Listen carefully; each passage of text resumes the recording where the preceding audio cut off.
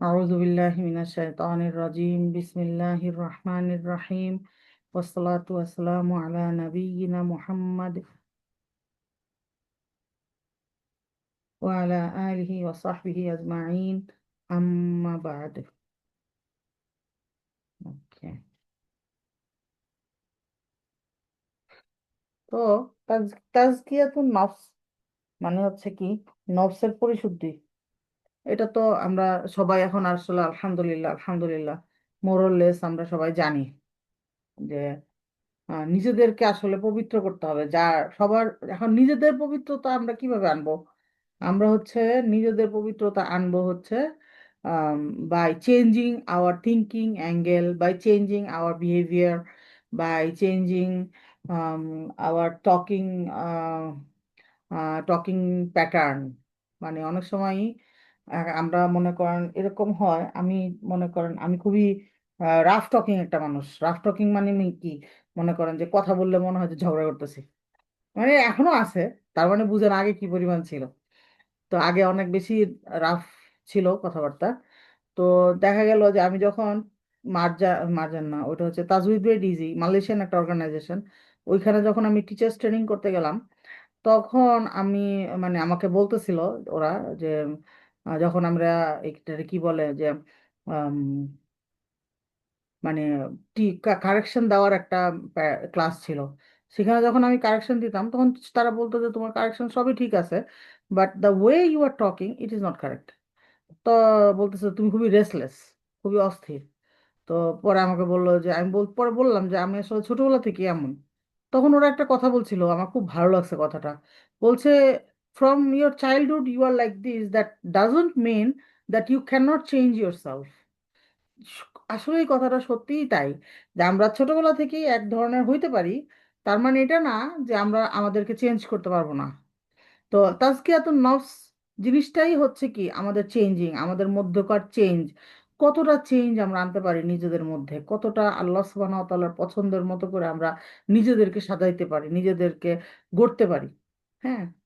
তো তাজকিয়াতুন নফসের মেইন যে আমাদের যে মানে কি বলে এটাকে মোটো, মোটোটা কি সুরা সূরাতুল আলা এর মধ্যে আছে না 14 নম্বর আয়াতে, কদ আফলাহা মান তাযাক্কা। মানে কি? মানে হচ্ছে সাফল্য লাভ করবে সে যে নিজেকে পরিশুদ্ধ করে। তো কোরআনে আসছে যে আমাদেরকে পরিশুদ্ধ করতে হবে। আল্লাহ সুবহানাহু ওয়া তাআলা জানেন যে we are not perfect, we are human being. তো তাহলে আমাদের কি করতে হবে? তাহলে এখন আমরা তো চাইলে এখন কেমন কি এই এই পরিশুদ্ধতার মানে তো গোসল করা না, এই পরিশুদ্ধতার মানে হচ্ছে অজু করা না। এই পরিশুদ্ধতার মানে হচ্ছে কি নিজের অন্তরকে পরিশুদ্ধ করা, নিজের মানে নিয়তকে পরিশুদ্ধ করা, নিজের সব কিছু পরিশুদ্ধ করা। হ্যাঁ। তারপরে হচ্ছে যে আমরা কিভাবে নিজেদেরকে সহজে পরিশুদ্ধ করতে পারবো, সেটা হচ্ছে আমরা 6টা ক্লাস করছি এখন পর্যন্ত। সেই 6টা সেশন মিলায়ে আমরা যা যা শিখছি সেইগুলা আমরা অল্প অল্প করে নিজেদের মধ্যে অ্যাডপ্ট করার ট্রাই করব। এইভাবে করেই আমরা নিজেদেরকে কি করতে পারবো, স্লোলি স্লোলি আল্লাহ সুবহানাহু ওয়া তাআলার প্রিয় বান্দি হিসেবে গড়ে তুলতে পারবো। এখন বলছে যে মনে করেন প্রথম কাজ কি ছিল আমাদের, আমরা যদি দেখি যে প্রথম কাজ ছিল হচ্ছে তওবা। তওবা করা মানে হচ্ছে কি করা, অনুতাপ করা এবং ফিরে আসা। তওবা মানে শুধু ক্ষমা চাওয়া নয়, বরং গুনাহ ছেড়ে আল্লাহর কাছে ফিরে আসা। তো তওবার আমরা 3টা শর্ত দেখছিলাম, যে একটা ছিল গুনাহ ছেড়ে সম্পূর্ণ ছেড়ে দেওয়া, অন্তর থেকে অনুতপ্ত হওয়া, আর ভবিষ্যতে গুনাহ না করার দৃঢ় প্রতিজ্ঞা করা। তো এই জিনিসটা আমাদের মাথা খুব সেটেল অবস্থায়, মানে জিনিসটা বুঝতে হবে। আমরা কি মনে করি তবে মানে হচ্ছে আস্তাগফিরুল্লাহ আস্তাগফিরুল্লাহ আস্তাগফিরুল্লাহ আস্তাগফিরুল্লাহ আস্তাগফিরুল্লাহ আস্তাগফিরুল্লাহ আস্তাগফিরুল্লাহ করা না। শুধু আস্তাগফিরুল্লাহ পড়লে হবে না, আমাদেরকে কি করতে হবে, আমাদেরকে কেন আস্তাগফিরুল্লাহ পড়বো, তার মানে কোন গুনাহটা আমি ছাড়বো সেটা ঠিক করতে হবে। এখন অনেকে আবার গুনাহ খুঁজে পায় না, এমন ব্যক্তিদের জন্য আমার কিছু বলার নাই। অনেকেই বলে যে আমি আর এমন কি গুনাহ করছি। তো তারা যদি নিজেরাই এত কনফিডেন্ট থাকে তাহলে আল্লাহ সুবহানাহু ওয়া তাআলা অবশ্যই তাদের ক্ষমা করে দিবেন। আমরা সেই আশা করব, ভালো আশা করব সবার ব্যাপারে। তো যারা আর কি এরকম দেখা যাবে যে ছোটখাটো ভুলগুলো আমরা আমাদের ভুলগুলো আমরা ইয়ে করতে পারি। নিচে দিকে 1 মিনিট পুরো।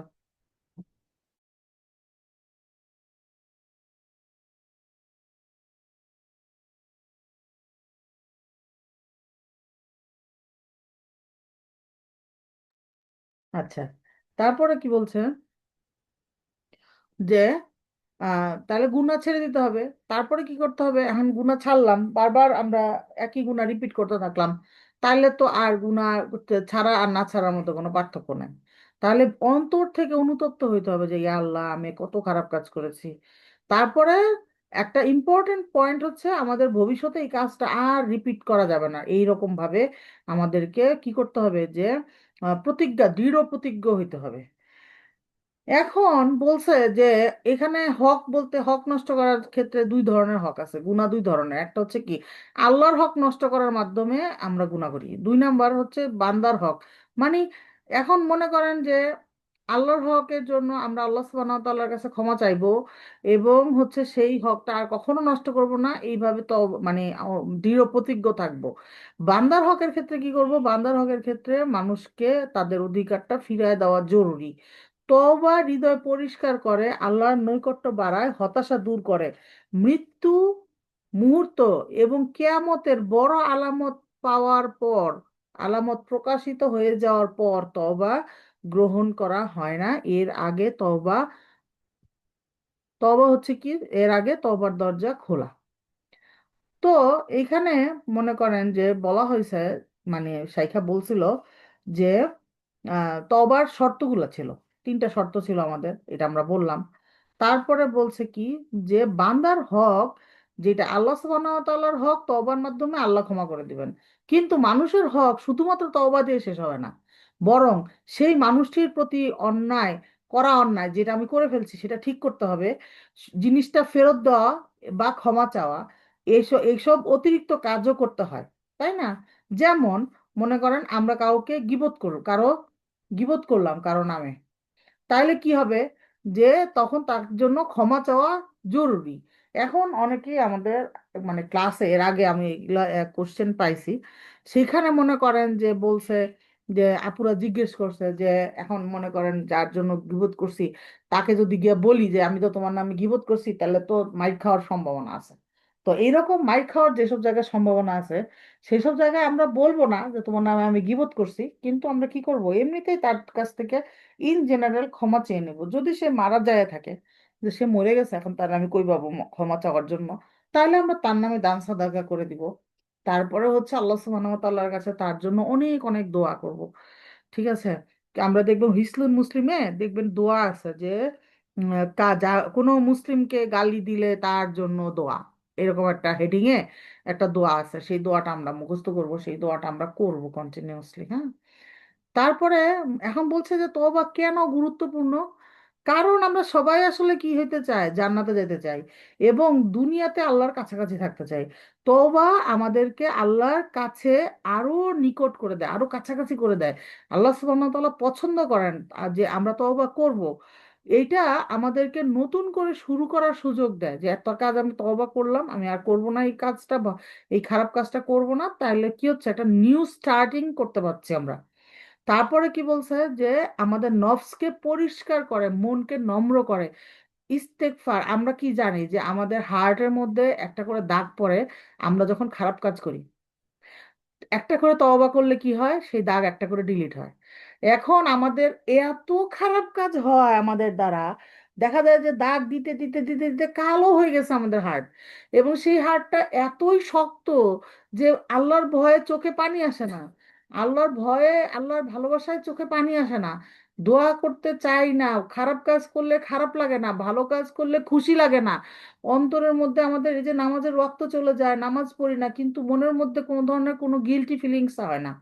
মানে কি, অন্তর শক্ত হয়ে গেছে। তো এই শক্ত অন্তর কিভাবে দূর করা যাবে, সেটা হচ্ছে ইস্তেগফারের মাধ্যমে। একটা করে ইস্তেগফার, একবার করে আস্তাগফিরুল্লাহ বললে একটা করে দাগ ডিলিট হবে।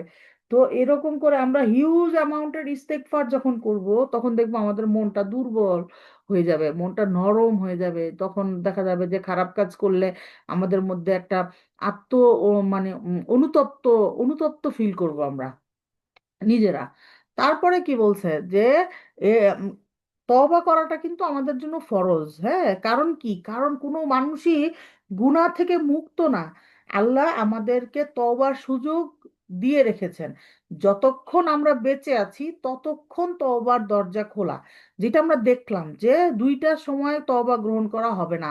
একটা হচ্ছে যখন মৃত্যুর গড়গড়া শুরু হয়ে যায়, মানে মানুষ দেখবেন মানে মানে স্বাভাবিক মৃত্যু যেটা, অ্যাক্সিডেন্টাল মৃত্যুর কথা বলতেছি না, স্বাভাবিক মৃত্যুতে দেখা যাবে মানুষের গড়গড় গড়গড় করতে থাকে। তো এরকম গড়গড়া যখন শুরু হয়ে যায় মৃত্যুর, তখন কিন্তু আর ইস্তেগফার কবুল হয় না। আরেকটা বলা হয়েছে কখন, এগুলো কিন্তু হাদিস থেকে আসছে, আমরা নিজেরা বানাই নাই কেউ। আরেকটা কখন, আরেকটা হচ্ছে কিয়ামতের দিন, যখন সূর্য পশ্চিম দিক থেকে উঠে যাবে, এরপরে মানুষজন দেখে যদি বলে, ও আল্লাহ, সূর্য পশ্চিম দিক থেকে উঠে গেছে, আল্লাহ আমি আস্তাগফিরুল্লাহ আস্তাগফিরুল্লাহ, আমি আমি আপনার দিকে ধাবিত হচ্ছে, আমি আর খারাপ কাজ করবো না, তখন কিন্তু আর কবুল হবে না। হ্যাঁ। তো এখন এই দুইটার সময় খুবই এক্সট্রিম সময়, এছাড়া বাকি সকল সময় কি হয়, আল্লাহর কাছে তওবার দরজা খোলা। আল্লাহ আমার বারবার আর আল্লাহ সুবহানাহু ওয়া তাআলা আমাদের তওবাগুলা বারবার কবুল করেন। হ্যাঁ, এমনকি আমরা যদি আবারও ভুল করি, আবারও ফিরে গেলে আল্লাহ ক্ষমা করেন। আল্লাহ সুবহানাহু ওয়া তাআলা তার আল্লাহ সুবহানাহু ওয়া তাআলার রহমত তার আযাবের চেয়ে বেশি। আর বলছেন কি, আর তাই আমরা কখনোই আশাহত হব না, হতাশ হয়ে যাব না। হতাশা শয়তানের পক্ষ থেকে আসে। প্রচুর মানুষকে আমি বলতে শুনছি, বলে যে আম, আমি এত গুনাহ করছি, আল্লাহ কি আর আমাকে মাফ করবেন? আস্তাগফিরুল্লাহ আস্তাগফিরুল্লাহ। আমাদের গুনাহ কি আল্লাহ সুবহানাহু ওয়া তাআলার ক্ষমার চেয়ে কখনো বড় হইতে পারবে? কখনোই না। সো আমরা এখন এখন ব্যাপারটা হচ্ছে এরকম যে আমি যদি এরকম নিয়ত করি গুনাহ মানে তওবা করি যে এই গুনাহটা আমি আবার রিপিট করব, তাহলে কি আমার তওবা হবে বলেন? হবে না। এখানে তো স্পষ্ট করে তিনটা শর্ত দিছে যে এই গুনাহটা আর রিপিট করা যাবে না, এবং অন্তরের ভিতর থেকে আমাদের নিজেদের জন্য, কাউকে দেখানোর জন্য না, দেখো দেখো আমি তওবা করছি, নো। শুধুমাত্র আল্লাহর আপনার মাঝখানে হচ্ছে এই তওবা, যে অন্তর থেকে ভেতর থেকে একদম আপনার ফিল করতে হবে যে আমি খুবই লজ্জিত আল্লাহ, আমি এই ভুল কাজটা করে ফেলছি, আমি খুবই লজ্জিত। এইরকম ফিল করে আমাদেরকে তওবা করতে হবে। আর ভবিষ্যতে এটা করব না আর কোনোদিন, এই দৃঢ় প্রতিজ্ঞ থাকতে হবে। এইরকম মানে ব্যাপারটা এরকম না যে আচ্ছা ঠিক আছে আজকে তওবা করে ফেলি, কালকে আবার খারাপ কাজটা করব, করে আবার বিকালে তওবা করে ফেলবো। এইরকম যেন না হয়। এরকম হইলে তো তওবার শর্ত ভঙ্গ হয়ে যাবে, এই তওবা তো কবুল হবে না, তাই না? তো এই জন্য আমাদেরকে কি করতে হবে, অবশ্যই অবশ্যই তওবার তিনটা শর্ত আমাদেরকে ফুলফিল করতে হবে। এখন বলছে যে আমরা দেখছি যে গুনাহের মূল কারণগুলো হচ্ছে কি, অজ্ঞতা, না জানা। মানুষজন না জেনে ভুল করে ফেলে, না জেনে খারাপ কাজ করে, না জেনে ভুল মনে করেন যে ভুল ইবাদত করে, বিদাত করে। ঠিক আছে, এইটা সে যখন জানলো, সাথে সাথে সে তওবা করলো, আমি আর কখনো এটা করব না। আল্লাহ সুবহানাহু ওয়া তাআলা মাফ করে দিবেন। তারপরে বলা হয়েছে অহংকার। হ্যাঁ, এটা খুব ইম্পর্টেন্ট। মানুষজন অনেক সময় দেখা যায় যে অহংকার করে তারা হচ্ছে কি করে, খারাপ কাজ করে, ভুল করে। দেখা যায় যে অন্যকে কষ্ট দেয়, অন্যের হক নষ্ট করে, অহংকার করে। তারপরে দুনিয়ার প্রতি অতিরিক্ত ভালোবাসা, মানে এত টাকা পয়সা দরকার, এত জিনিসপত্র দরকার, না মানে কেউ জানে না যে তার কত টাকা দরকার। একদম লিমিটলেস একটা মানে চাহিদা থেকে মানুষজন কি করে, ভুল করে, পাপ কাজের মধ্যে জড়ায়। তারপরে কি বলছেন, নফসের খেয়াল, কামনা, বাসনা। এটাও কাইন্ড অফ দুনিয়ার প্রতি ভালোবাসা, যে আমার মন চাইছে আমার এতগুলা খারাপ কাজ করতে হবে, আমার মন চাইছে আমার এতগুলা টাকা দরকার, আমি অমুক কাজ করব, তমুক কাজ করব, উইদাউট এনি বাউন্ডারি। আমাদের নফস যদি থাকে সেই ক্ষেত্রে এরকম হয়। তারপর আরেকটা কি আছে, শয়তানের ওয়াসওয়াসা। এটা তো একেবারে মানে আমাদের কি বলবো যে প্রকাশ্য শত্রু, সবচেয়ে বড় শত্রু। সে তো কন্টিনিউয়াসলি আমাদেরকে ওয়াসওয়াসা দিয়েই যাচ্ছে, এটা করো, ওইটা করো, এটা চাও, ওইটা চাও, একটু করে ফেলো, একটু করলে কিছু হবে না, আজকে না করলে কিছু হবে না, 2 দিন পরে করলে কোনো সমস্যা নাই। এগুলো তো যখন যেটা দরকার প্রত্যেকটা ওয়াসওয়াসা, সে 1 সেকেন্ডের জন্য ছুটি নাই তার, সে 1 সেকেন্ডের জন্য রেস্ট নেয় না। কন্টিনিউয়াসলি সে আমাদেরকে ডিস্টার্ব করে যাচ্ছে। আল্লাহ সুবহানাহু ওয়া তাআলা আমাদের সবাইকে আমাদের এই প্রকাশ্য সবচেয়ে বড় শত্রু থেকে রক্ষা করুন, আমিন। তারপরে হচ্ছে লোভ। যেটা হচ্ছে কি মানুষের যে মানে কোনো বাউন্ডারি ছাড়া লোভ, যে আমি আরো চাই আরো চাই। একটা বাড়ি আছে দুইটা চাই, দুইটা আছে ছয়টা চাই, ছয়টা আছে 12টা চাই, বাংলাদেশে আছে সুইজারল্যান্ডে চাই, বাংলাদেশে 2 কোটি টাকা আছে সুইস ব্যাংকে 5 কোটি টাকা চাই, মানে শেষ নাই আর। মানে আমি গরিব মানুষ দেখে 2 কোটি 5 কোটি বললাম, মানে মানুষজনের আর কি, তো 2,000 5,000 10,000 20,000 বিলিয়ন বিলিয়ন টাকা চাই না কারো কোনো, মানে কোনো নিজেও জানে না হয়তো যে আসলে তার কতটুকু দরকার বা কি। তারপরে কি বলছে, জাগতিক আনন্দের পেছনে দৌড়ানো, যে আচ্ছা ওইখানে গেলে ভালো লাগবে, ওইটা করলে ভালো লাগবে। কোনো শেষ নাই কিন্তু এগুলার। একটা জিনিস খেয়াল করে দেখবেন, অনেকেই মনে করি আমরা, ইস যদি একটু কক্সবাজার যাইতে পারতাম তাহলে মনে হয় খুবই আনন্দ লাগতো। যায় কক্সবাজার, কক্সবাজার একবার গিয়ে আসার পরে বলে, ইস কি কক্সবাজার গেলাম, যদি একটু ইন্ডিয়া যেতে পারতাম, ইন্ডিয়া গেল, ইন্ডিয়া থেকে আইসা তারপরে বলে, ইস একটু যদি সিঙ্গাপুর আর থাইল্যান্ড ঘুরে আসতে পারতাম, সবাই কত যায়, থাইল্যান্ডের পাতায়া দ্বীপপুঞ্জে যায় কত সুন্দর, আমিও যদি একটু যাইতে পারতাম। তো পাতায় গেল, যাইতে যাইতে চাঁদের দেশে চলে যায় মানুষজন, ঠিক না, চাঁদের দেশে চলে যায়, তারপরেও কিন্তু মানুষের আনন্দ আর শেষ হয় না। তো এই জিনিসগুলা আমাদেরকে কি করতেছে, এগুলো হচ্ছে গুনাহের একদম রুট, এগুলো হচ্ছে সব শেকড় গুনাহের। তো এইগুলো আমাদেরকে স্লোলি স্লোলি কি করতেছে, প্রত্যেকটা জিনিসে আমাদেরকে গুনাহ, মানে এই গুনার দিকে ধাবিত করবে যদি আমরা এগুলোকে কন্ট্রোল করতে না পারি। এগুলো হচ্ছে আমাদের কাছে আসলে বলতার আক্রমণের চেয়েও বেশি বিপজ্জনক। হ্যাঁ, এখন বলছে যে আমাদের নফসকে নিয়ন্ত্রণ করা নফসের পরিশুদ্ধির অংশ, কারণ নফস নিয়ন্ত্রণ করা মানে আত্মাকে পরিশুদ্ধ করা। তওবা করা হলো আমাদের নফসকে আবার নিয়ন্ত্রণে ফিরিয়ে আনার একটা উপায়। ধন সম্পদও নিঃসন্দেহে গুনাহের একটা বড় কারণ। মানে কি, বলছে যে সামগ্রিকভাবে তওবার বিষয়ে আমাদের সব সময় কুরআন এবং হাদিসের কথা ভাবা উচিত। আল্লাহর রহমত সম্পর্কে চিন্তা করলে আমরা আরো বেশি তওবা করতে উৎসাহিত হব। যখন নবী রাসূলদের এবং সৎকর্মশীল ব্যক্তিদের কাহিনী পড়ি আমরা, তখন দেখি তারা কিভাবে তওবা করতেন। মনে আছে আমাদের যে আমরা বলেছিলাম যে নবীরা গুনাহ করেন না, কিন্তু ভুল করতে পারেন, কারণ তারা মানুষ ছিলেন। যেমন আদম আলাইহি ওয়াসাল্লাম গাছের ফল খেয়েছিলেন, মুসা আলাইহি ওয়াসাল্লাম ভুলবশত একজন মানুষকে হত্যা করেছিলেন, এগুলো ভুল ছিল, কিন্তু আমরা তাদের প্রতিক্রিয়া থেকে শিখি। তারা কি করতেন, তারা নম্র হতেন, নিজেদেরকে মূল্যায়ন করতেন, সাথে সাথে আল্লাহর কাছে তওবা করতেন এবং সেই ভুল আর কখনো করতেন না। এই জিনিসগুলো আমাদের কি মানে শিখতে হবে, জিনিসগুলো থেকে আমাদেরকে চিন্তা করে আমাদেরকে এখান থেকে শিখে আমাদের লাইফে অ্যাপ্লাই করতে হবে। খুব ইম্পর্টেন্ট হচ্ছে সবচেয়ে, আমার কাছে খুবের চেয়ে বেশি শব্দটা প্রপার একটা শব্দ হচ্ছে সবচেয়ে। সবচেয়ে বেশি ইম্পর্টেন্ট হচ্ছে কি আমাদের লাইফে অ্যাপ্লাই করা। আমি অনেক জানি, আমি অনেক বুঝি, কিন্তু আমি আমার লাইফে অ্যাপ্লাই করি না। এই জানা আর এই বোঝার কোনো ভ্যালু নাই, বিশ্বাস করেন, কোনো ভ্যালু নাই।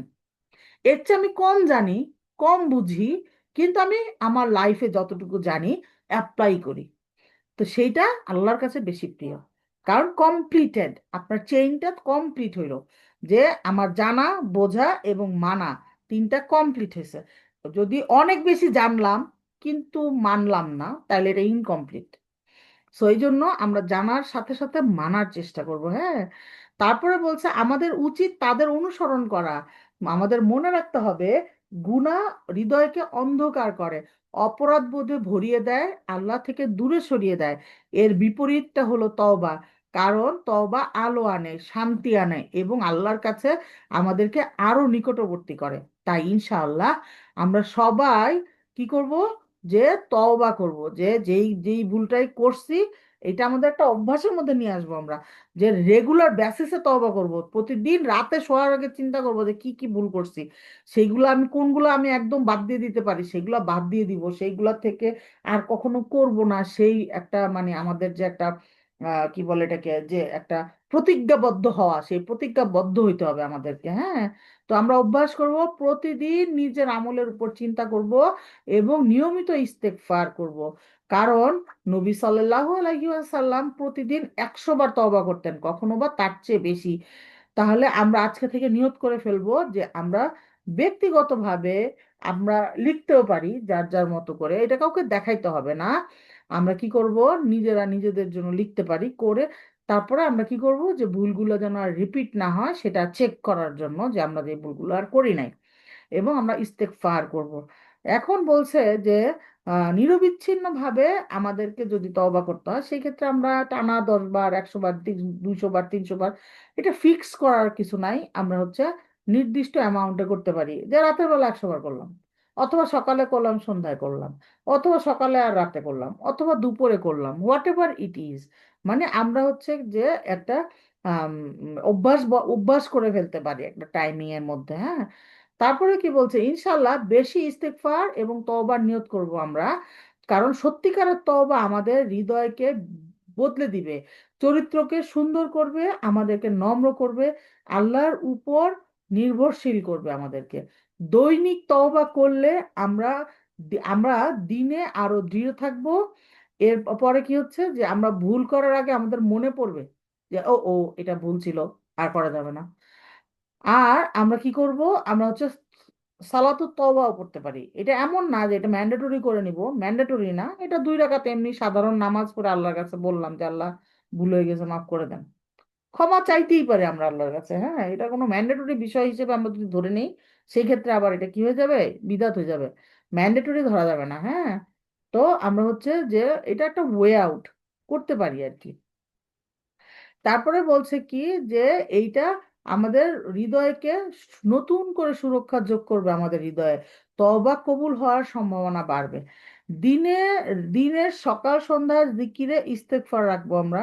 প্রত্যেক নামাজের পরে আস্তাগফিরুল্লাহ বলা খুব সুন্দর অভ্যাস, এবং এগুলো রিকমেন্ডেডও, তাই না? আমরা তো জানি যে সাইয়্যিদুল ইস্তেগফার সকালে পড়া, বিকালে পড়া, সন্ধ্যায় পড়া ইম্পর্টেন্ট, হাদিসে আসছে রিকমেন্ডেড। তারপরে আবার প্রতি নামাজের পরে ইস্তেগফার পড়া, এগুলো রিকমেন্ডেড। তো আমরা রিকমেন্ডেড আমলগুলা বারবার রিপিটেশনের সাথে করব।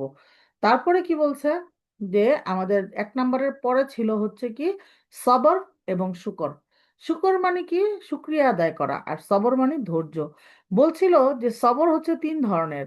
একটা হচ্ছে ইবাদতের সময় সবর করা, গুনাহ থেকে বেঁচে থাকার সময় যে সবর করা, বিপদে আপদে সবর করা। আমরা ইউজুয়ালি সবর বলতে বুঝি যে বিপদের সময় আর কি হইচই না করা।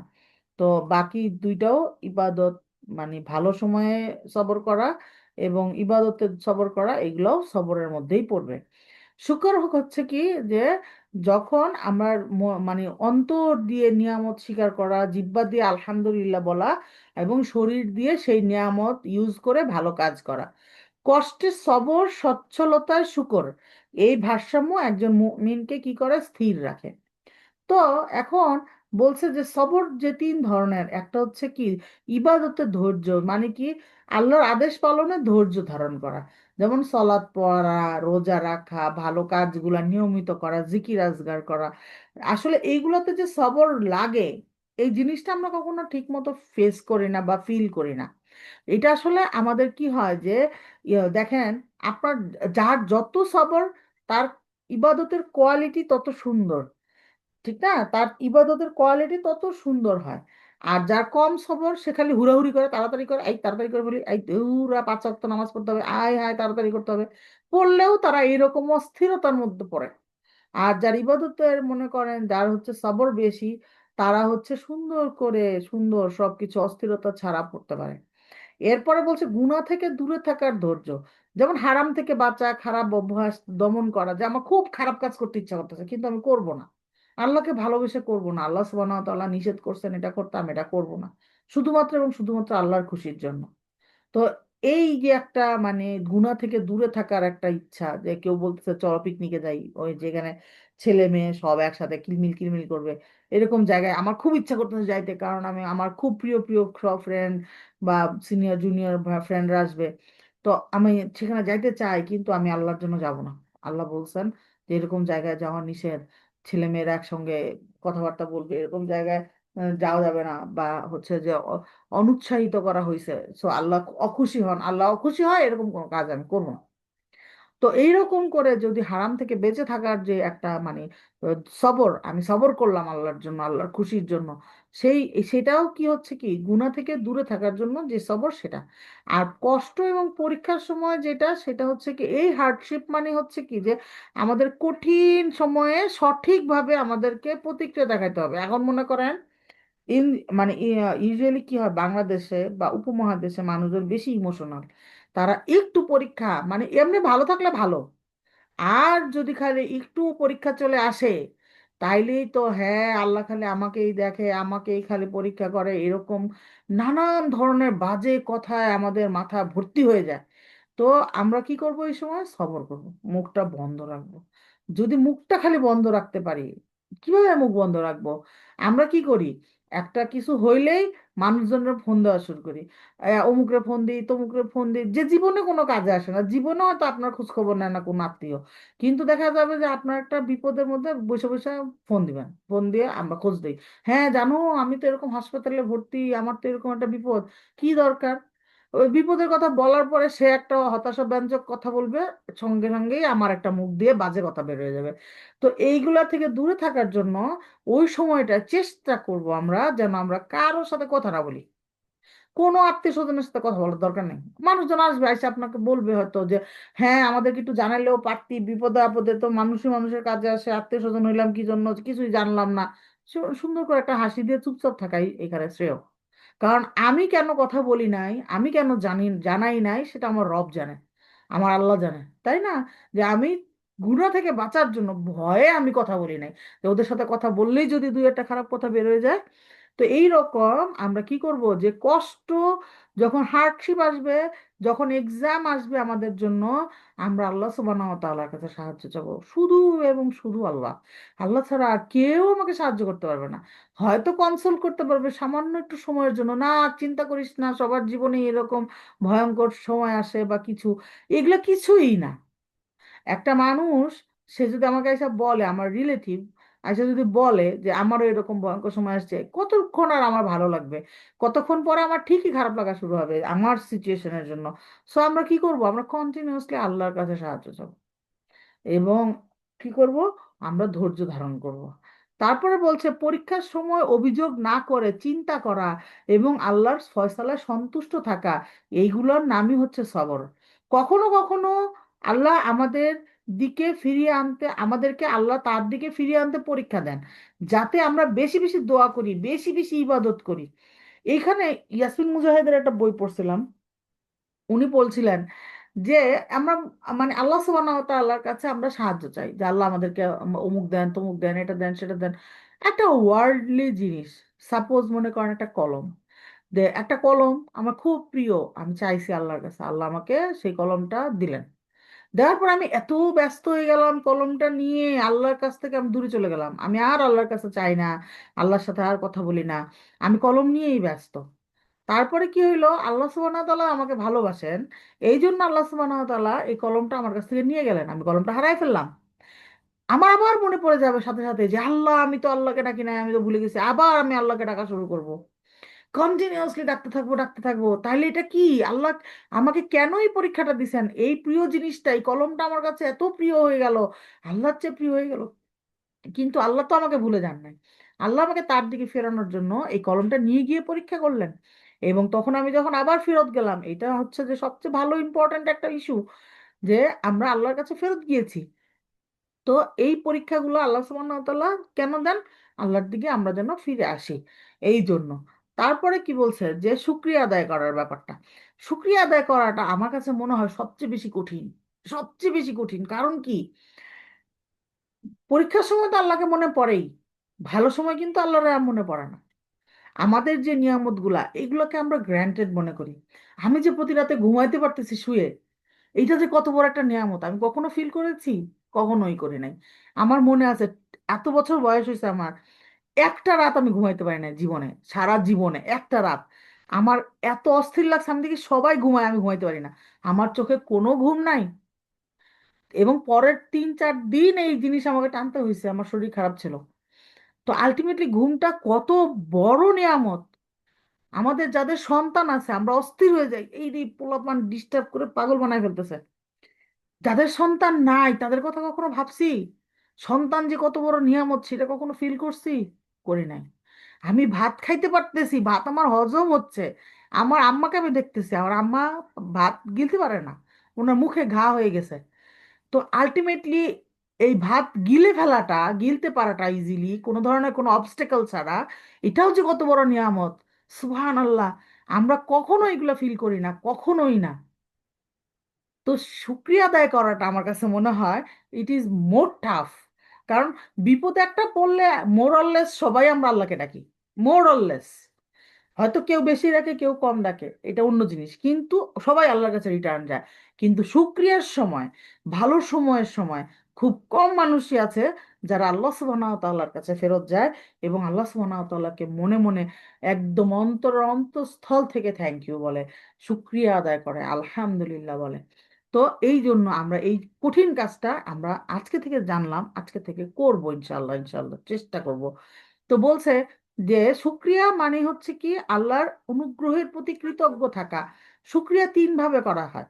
একটা হচ্ছে কি হৃদয় দিয়ে, মানে কৃতজ্ঞতা অনুভব করা, যে আমি খুব ফিল করতেছি যে আলহামদুলিল্লাহ আমি নিঃশ্বাস নিতে পারতেছি, আমি কথা বলতে পারতেছি, আমার কথা বোঝা যাচ্ছে, অডিবল, আমার কান আছে, আমি শুনতে পারতেছি, সুবহান আল্লাহ, আমি আমি হাঁটতে পারতেছি, আমার পা আছে, আমি জিনিসপত্র ধরতে পারতেছি, আমার হাত আছে, আলহামদুলিল্লাহ, আলহামদুলিল্লাহ।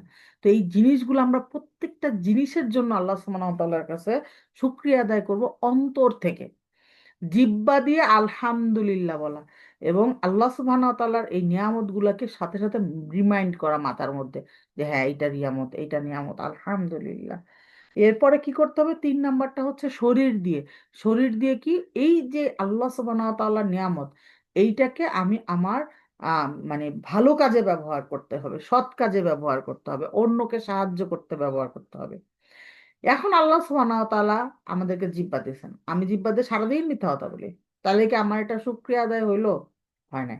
শুকরিয়া আদায়ের তিনটা জিনিস, একটা হচ্ছে অন্তর থেকে ফিল করতে হবে, মুখে আলহামদুলিল্লাহ বলতে হবে, তিন নাম্বার হচ্ছে ভালো কাজ করতে হবে। তার মানে আমাকে জিহ্বাটা দিয়ে ভালো কাজ করতে হবে। এখন আল্লাহ আমাকে হাত দিয়েছেন, আমি হাত দিয়ে দিলাম একটা মাইর, তো এই মাইর দিলে তো এটা তো আর ভালো কাজ হলো না, কাউকে অন্যায় ভাবে মাইর দেওয়া আর কি, মাইর ফিরানো না। তো সেটা তো আর ভালো কাজ হলো না, কিন্তু আমি এই হাত দিয়ে একজনকে সাহায্য করলাম, সেটা ভালো কাজ হলো, তাই না? তো এই জন্য বলছে যে ভালো কাজ করতে হবে। আমরা আমাদের জিহ্বা দিয়ে সত্য কথা বলতে ব্যবহার করতে পারি, ভালো কথা বলতে ব্যবহার করতে পারি, মানুষের সাথে ভালো ব্যবহার করতে ইউজ করতে পারি, মানুষের সম্পর্ক ঠিক করতে, ঝগড়া মিটিয়ে দিতে ব্যবহার করতে পারি। আর কি করছি আমরা, চোখ ব্যবহার করতে পারি কিসের জন্য, কোরআন পড়তে। সুবহান আল্লাহ! এই জিনিসটা যে কত বড় নিয়ামত, আমি কোরআন দেখতে পারতেছি, এইটা মানে মাঝে মাঝে এরকম হয়েছে, আমি সব ডাবল ডাবল দেখতাম। মনে করেন ফাথা একটা, আমি দেখতাম ফাতাতেইন। মনে করেন কাসরা একটা, আমি দেখতাম কাসরাতেইন। অক্ষর দুইটা, ফোঁটা একটা দেখতাম, ফোঁটা দুইটা। তখন আমি বুঝছি যে চোখ ঠিক থাকার কত বড় নিয়ামত, যে আমি দেখে কোরআন পড়তে পারতেছি। আলহামদুলিল্লাহ, আলহামদুলিল্লাহ। আমরা কখনো এটা ফিল করি না, আমরা মনে করি চোখ তো ঠিকই থাকে সবার, চোখ আবার কারো নষ্ট হয় নাকি? চোখও নষ্ট হয়, চোখের অভাবে মানুষ পড়তে পারে না। অথচ আমাদেরকে আল্লাহ চোখ দিছেন, কিন্তু আমরা পড়ি না। আল্লাহ আমাদের সবাইকে হেফাজত করুন এবং আমাদের সবাইকে দিনের পথে থাকার তৌফিক দান করে দিন শেষ দিন পর্যন্ত পৃথিবীর। তো আলটিমেটলি আল্লাহ সুবহানাহু ওয়া তাআলার সৃষ্টির দিকে তাকিয়ে আমরা আল্লাহকে স্মরণ করতে পারি, কৃতজ্ঞতা প্রকাশ করতে পারি, এই সবগুলাই আমরা শরীরের মাধ্যমে শুকরিয়া আদায় করতে পারি। তাই মানে কি, শুকরের তিনটা অংশ। এক নাম্বার হচ্ছে কি, যে হৃদয় দিয়ে শুকর আদায় করা, জিহ্বা দিয়ে শকর আদায় করা, এবং শরীর দিয়ে, এই তিনটাই জরুরি। সবর আর শকর এই দুইটা খুবই গুরুত্বপূর্ণ। কষ্টের সময় সবর করা এবং স্বাচ্ছন্দ্যের সময় শুকরিয়া আদায় করা, এই দুইটাই একটা মুমিনের মানসিক এবং আত্মিক ভারসাম্য রাখে। নফস পরিশুদ্ধ হলে এই সময় থাকা, এই ভারসাম্য থাকা মানুষের জীবনে খুব দরকার। ইসলামও পুরোপুরি ভারসাম্য, ইসলাম কি পুরোপুরি একটা ভারসাম্যের ধর্ম। সবর এবং শকর। এখন বলছে কি, যে এরপরে আমরা হচ্ছে সবর এবং শুকরের পরে আমরা যেটা পড়ছি সেটা নাম ছিল রজা। রজা এটা হচ্ছে ফেরত আসা আর কি, আশা, মানে আশা নিয়ে ফিরে আসা। অ্যান্ড খৌফ মানে হচ্ছে ভয়। তো রজা আর হচ্ছে খৌফ, এই দুটো শব্দ হচ্ছে আরবি আর কি, বাংলা লেখা, এই জন্য এরকম মানে শুনতে অদ্ভুত লাগতেছে। তো এগুলো হচ্ছে ভয় এবং আশা। ভয় আর আশা দুইটা হচ্ছে পাখির ডানার মতো, দুইটাই থাকতে হবে মানুষের মধ্যে। অতিরিক্ত ভয় হলে কি হবে, হতাশ হয়ে যাবে মানুষ। আর অতিরিক্ত আশা হলে আল্লাহ মাফ করবে, গাফিলতি হয়ে যাবে। এই ভারসাম্য থাকলে আত্মা আল্লাহ সুবহানাহু ওয়া তাআলার দিকে অগ্রসর হবে। এখন বলছে যে ভয়, যে ভয়, আল্লাহ সুবহানাহু ওয়া তাআলার বিচারের ভয় থাকতে হবে আমাদের মধ্যে। যে মিসকাল যাররাতিন খায়রান ইয়ারাহু ওয়া মান ইয়ামাল মিসকাল যাররাতিন শাররান ইয়ারাহু, অনুপরিমাণ ভালো কাজ উপেক্ষিত হবে না, অনুপরিমাণ খারাপ কাজ উপেক্ষিত হবে না। তাইলে আমাদের কি করতে হবে, এই বিচারটার প্রতি আমাদের বিশ্বাস থাকতে হবে। মৌখিক বিশ্বাস না, অন্তর থেকে বিশ্বাস। তারপরে কি বলছে, যে জবাবদিহিতার কথা মনে করায় দিতে হবে। আল্লাহ সুবহানাহু ওয়া তাআলা যে আমাদেরকে কিয়ামতের দিন ধরবে, আমাদের যে প্রত্যেকটা নিয়ামতের জন্য জবাবদিহি করতে হবে, যে আমি কেন কিভাবে ইউজ করছি। তো এই জিনিসগুলো আমাদের কি করতে হবে, এই জিনিসগুলো মনে থাকলে আমাদের ভয়টা থাকবে। তো এই জিনিসগুলো মনে করে আমাদেরকে ভয় পেতে হবে। আমাদের অহংকারী থেকে বাঁচায় কে, ভয়। তারপরে বলছে কি, গুনাহ থেকে দূরে রাখে। আমি যদি ভয় না পাই, যার জীবনে আল্লাহর ভয় নাই, সে সব কিছু করতে পারে, তার কোনো কিছু কোনো ভয় নাই, সে যা ইচ্ছে তাই করতে পারে, সে মিথ্যা কথা বলতে পারে, সে মানুষের হক নষ্ট করতে পারে, সে সব কিছু পারে। আল্লাহর ভয় যার নাই, সে শেষ। তো এই জন্য ভয় থাকাটা খুবই জরুরি। তারপরে হচ্ছে আশা। আশার ক্ষেত্রে বলছে যে আল্লাহর রহমতের উপর, সরি একটা মিনিট, আমি একটু পানি খাবো।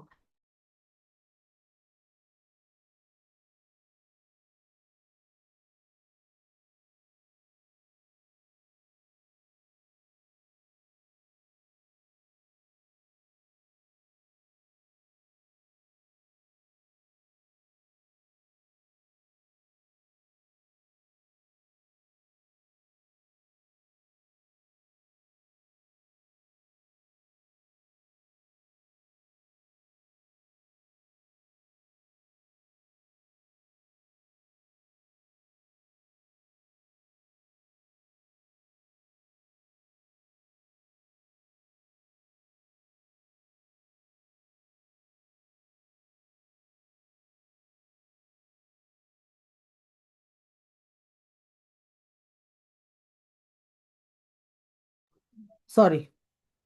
আচ্ছা, তারপরে বলছে যে এখন আশা। আশা কি হবে, আল্লাহ সুবহানাহু ওয়া তাআলার রহমতের উপরে ভরসা দিতে আমাদেরকে কি করবে, সাহায্য করবে এই আশা।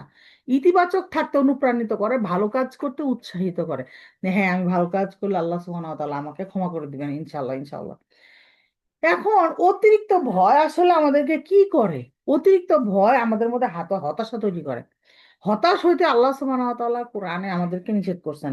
হতাশা হলো মানে হতাশ হইলে কি হবে, আমরা হাল ছেড়ে দিব, আর ভালো কাজ করব না। তো এটা তো করা যাবে না।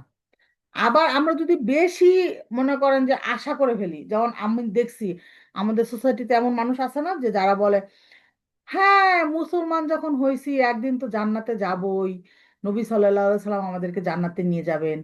তো আমি কোনো ধরনের কোনো সুন্নাহ পালন করি না, আমি আল্লাহর কথা শুনি না, শুধুমাত্র লা ইলাহা ইল্লাল্লাহ বলার জন্য আমাকে জান্নাতে নিয়ে যাবেন। আল্লাহ সুবহানাহু ওয়া তাআলা কোরআনে বরং উল্টাটা বলছেন, বলছেন যে তোমরা বলো যে তোমরা কিছুদিন মানে আগুনে পুড়ে তারপর জান্নাতে যাবে। তোমরা এই কই কই পাইছো এই এই এই এই ইয়া, মানে এই ধরনের ওয়াদা তোমরা কোথায় পাইছো? তার মানে কি, তার মানে হচ্ছে যে আমাদেরকে অতিরিক্ত আশা করা যাবে না, হ্যাঁ আমি যাই করি না কেন আমি তো জান্নাতে যাবই। তো তাহলে কি হবে, এই অতিরিক্ত আসার জন্য আমরা ভালো কাজ করি না, ভালো কাজ করতে ডিলে করি, আমরা নামাজ পড়ি না, আমরা মনে করি যে নামাজ না পড়েই জান্নাতে চলে যাওয়া যাবে। নো, নামাজ, একজন কাফির আর একজন মুসলমানের মধ্যে পার্থক্য কি, পার্থক্য হচ্ছে নামাজ। যদি সে নামাজ পড়বে, সে হচ্ছে কি, যে মুসলমান। আর যে নামাজ না পড়বে তার তো কিয়ামতের দিন কোনো হিসাব নাই, বিনা হিসাবে জাহান্নামে চলে যাবে। যে আল্লাহ সুবহানাহু ওয়া তাআলা কিয়ামতের দিন আমাদের তুলবেন আর জাহান্নামে ফেলে দিবেন নামাজ না পড়লে। তো নামাজ অবশ্যই পড়তে হবে, whatever it is, whatever the situation is. সলাহ কোনো অবস্থাতেই নাম ছাড়া যাবে না। আবার অনেকে বুদ্ধি করে, এত বুদ্ধি বাঙালির, বাঙালির না খালি দুনিয়ার মানুষেরই, করে কি সারাদিনের নামাজ জমায়া একবার এশার নামাজের সময় পড়ে। এইটা ওহী নাজিল হয়েছে নাকি নতুন কোনো? আমরা তো শুনি নাই, কোনো হাদিস কোরআনে কিছুতেই পাই নাই। যখনের নামাজ তখনই পড়তে হবে, হ্যাঁ।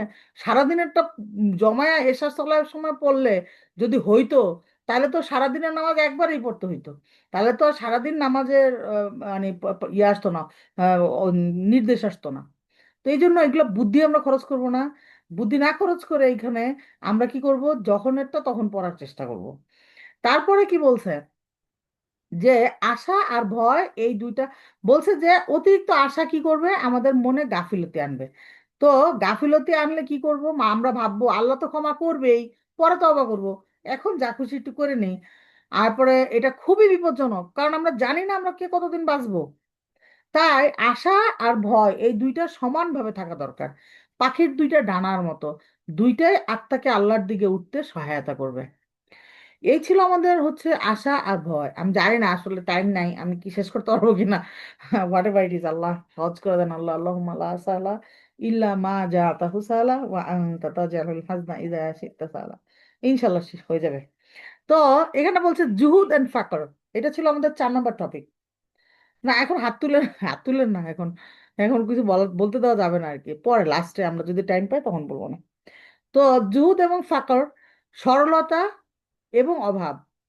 এখন জুহুদ হচ্ছে দুনিয়াতে, দুনিয়া হাতে থাকলেও হৃদয়ে না রাখা, স্বেচ্ছায় সরল জীবন যাপন করা। আর ফাকর যেটা, সেটা হচ্ছে পরিস্থিতিগতভাবে অভাব কিন্তু সন্তুষ্ট থাকা। এই দুইটার লক্ষ্য একই, দুনিয়ায় আসক্তি কমিয়ে আল্লাহর সাথে হৃদয় যুক্ত করা। কম দুনিয়া, আখিরাতে কম হিসাব। এখন জুহুদ মানেটা হচ্ছে কি, দুনিয়ার যে আড়ম্বর বিলাসিতা ঝলমল চাহিদা থেকে হৃদয়কে আলাদা রাখা, অর্থাৎ দুনিয়া হাতে থাকতে পারে কিন্তু হৃদয়ে যেন না থাকে। এটা অনেকটাই স্বেচ্ছায় সরল জীবন যাপন। বলতেছে যে আপনি হয়তো মিনিমালিজম এই টপিকটা জানেন, কম জিনিসে সন্তুষ্ট থাকা, সরল ভাবে থাকা, এটা জুহুদের কাছাকাছি একটা ধারণা।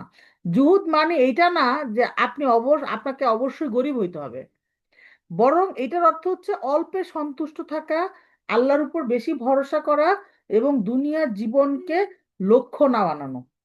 যে দুনিয়ার জীবনই আমার কাছে সব, দুনিয়াই আমার সব, এরকম যেন আমাদের না হয়। আর ফাকর কি, ফাকর হচ্ছে গরিব হওয়া, দরিদ্র হওয়া, অভাবে থাকা, যেখানে মানুষ স্বাভাবিকভাবেই কম নিয়ে জীবন কাটায়। এটা স্বেচ্ছায় নয়, বরং পরিস্থিতির কারণে।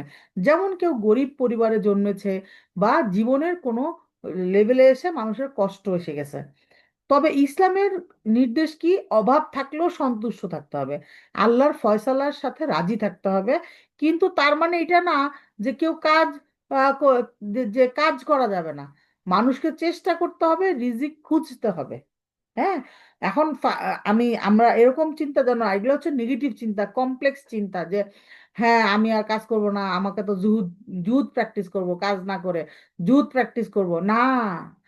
আমরা টাকা পয়সা নিব, টাকা পয়সা আর্ন করব, কিন্তু ভালোবাসবো না। টাকা পয়সা আমরা আর্ন করব, আল্লাহ সুবহানাহু ওয়া তাআলার কাছে রিজিকের জন্য দোয়া করব, প্রচন্ড রকম দোয়া করব। কারণ কি, রিজিকের প্রশস্ততা থাকলে আপনার অন্তরে সুকুন থাকবে, এবং আপনি তখন ইচ্ছা মতো দান করতে পারবেন।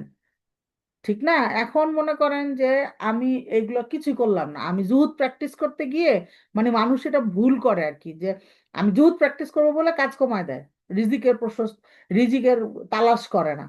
কিন্তু এখানে দেখছেন বলছে রিজিকের তালাশ করতে হবে, মানুষকে চেষ্টা করতে হবে।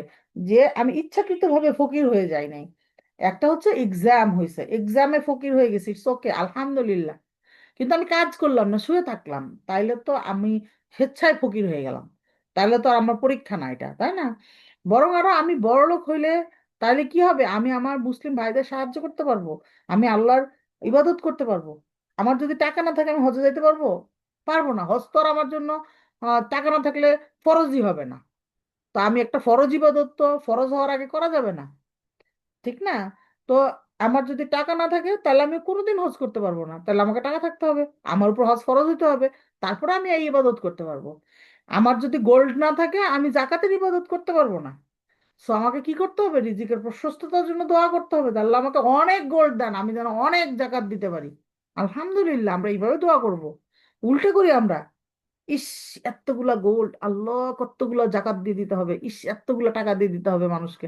সুবহান আল্লাহ, আল্লাহ সুবহানাহু ওয়া তাআলা আমাদের সবাইকে হিফাজত করুন। আস্তাগফিরুল্লাহ, আস্তাগফিরুল্লাহ।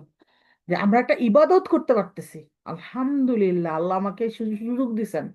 আল্লাহ যেন আমাকে এটা আরো বাড়ায় দেন, আমি সেই দোয়া করব সবসময় যে আল্লাহ আপনি আপনি আমার রিজিককে সর্বোচ্চ লেভেলে প্রশস্ত করে দেন, এবং আমি যেন সেই রিজিকের পুরাটাই আপনার খুশির জন্য ব্যয় করতে পারি, সেই মন আমাকে সৃষ্টি করে দেন, সেইভাবে আমাকে আপনি গাইড করেন আল্লাহ। কারণ অনেক মানুষ টাকা নিয়ে ঘোরে কিন্তু তারা খরচ করার জায়গা পায় না আল্লাহর রাস্তায়। তো এই জিনিসটা আমাদেরকে গাইডেন্সটাও অনেক বেশি ইম্পর্টেন্ট। তো আমরা কি করবো, এইভাবে আল্লাহর কাছে চাইবো যে আল্লাহ আমি যেন, আমার যেন অনেক রিজিক হয়, অনেক টাকা পয়সা থাকে, এবং সবটাই যেন আমি দুনিয়াতে খরচ করে আখিরাত কিনতে পারি। তারপরে কি বলা হয়েছে যে অতিরিক্ত আরেকটা সুন্দর শিক্ষা দিছে শাইখা, বলছেন যে দুনিয়াতে কম জিনিস মানে আখিরাতে হিসাব কম। হাদিসে এসেছে গরিবরা জান্নাতে ধনীদের আগে প্রবেশ করবে কারণ তাদের হিসাব কম। এই একটা হাদিস মনে করেন বাঙালি তাদের পছন্দ মতো ভাবে ইউজ করে।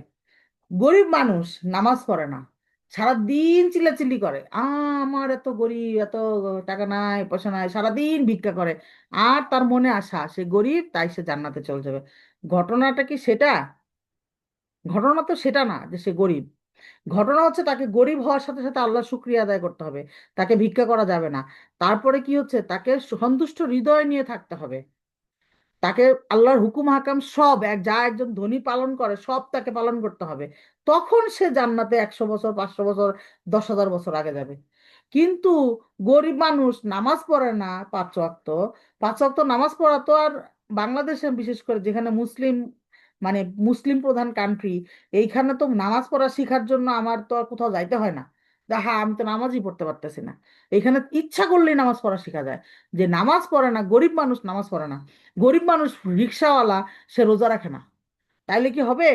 রোজা কোনো অবস্থাতেই ছাড়া যাবে না, কোনো অবস্থাতেই না। ইভেন আপনি অসুস্থ, আপনি রোজা এখন ছাড়লে আপনাকে পরে এটা কাফারা, কাফারা বলতেছি, কাজা করতে হবে। তো আলটিমেটলি ইবাদত না করে গরিব হওয়ার মানে যে একটা অ্যাডভান্টেজ সেটা কিন্তু কেউ পাবে না। আগে আমার সাথে ইবাদতে তুমি সমানে আসো, একজন গরিব আর একজন বড়লোক তাদের মধ্যে মানে পার্থক্যকারী কে হবে? যে সম্পদ। তাইলে কখন? যখন দুইজনের ইবাদত সমান তখন।